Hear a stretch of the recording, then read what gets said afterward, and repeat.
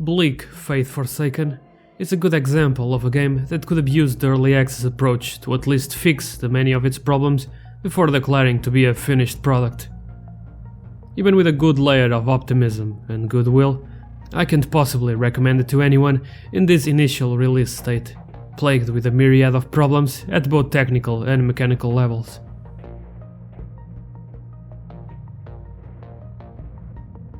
I think that it's important to mention of how I've been waiting for this game for a while. I was aware of its original Kickstarter campaign, but decided to wait and see how that would develop, because if anything, they had some good looking set pieces, some of which are used on the game's intro. Yeah, it all looks pretty cool, even the base main character, which mitigates not having player customization, besides the equipment you pick up. Unfortunately, the problem starts showing as soon as you have control. The movement feels as good as it looks. The collision is set in such a way that you get stuck on geometry far too often, which might explain the respawn option on the pause menu. And the stamina recovery speed is really damn slow. Also, it's probably not a good idea for the first area to be a narrow rooftop where the player is going to press buttons and try to figure out how things work, because it's most likely that they are going to fall off and die right away. I get it, artistic integrity and whatnot, but try to do that after you have a good game. If you are tackling the action genre, where controlling the character's motions is something you'll be doing throughout the entire game, you probably want to fine-tune that to near perfection. The animations range from okay to fine, with most of them missing the necessary weight that the combat seems to be designed around, with the attacking flow rewarding precise inputs instead of mashing, while still being able to dodge cancel. I will dare to say that it's a refreshing take on the formula, with the rolling and dodging not having any invincibility frames, and being all about spacing and timing. But all of that goes right out of the window when the finer details are just not there.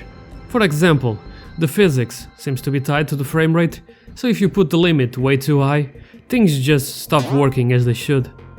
Putting the question to why even leave that option in the first place.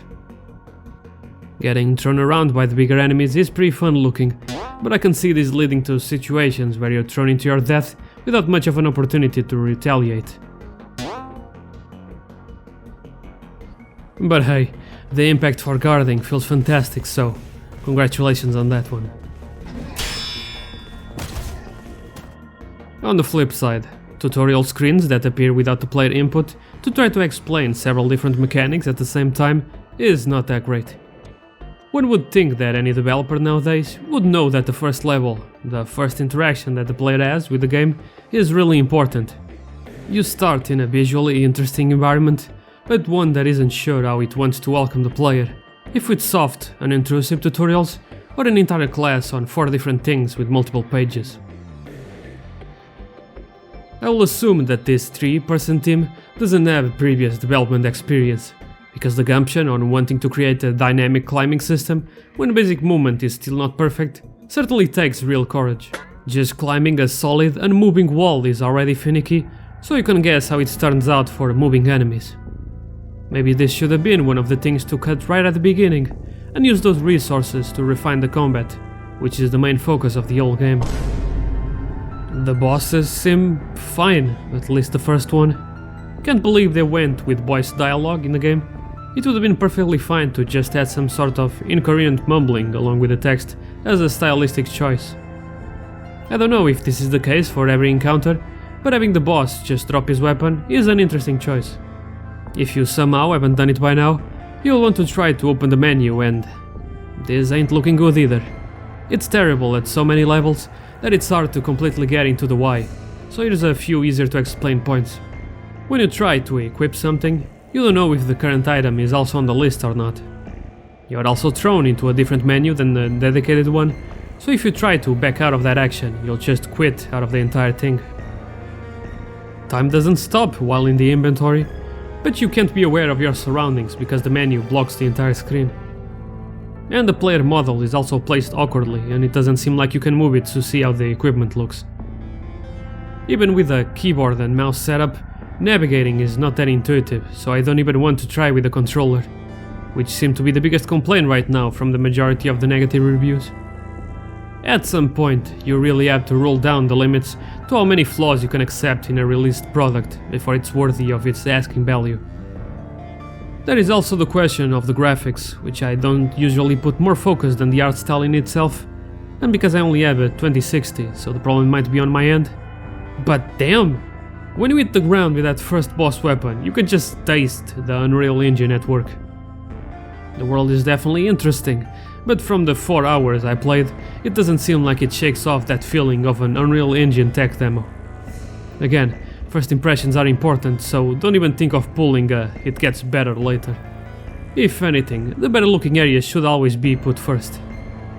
After getting to the first hub area and exploring all the possible paths available, I just gave up.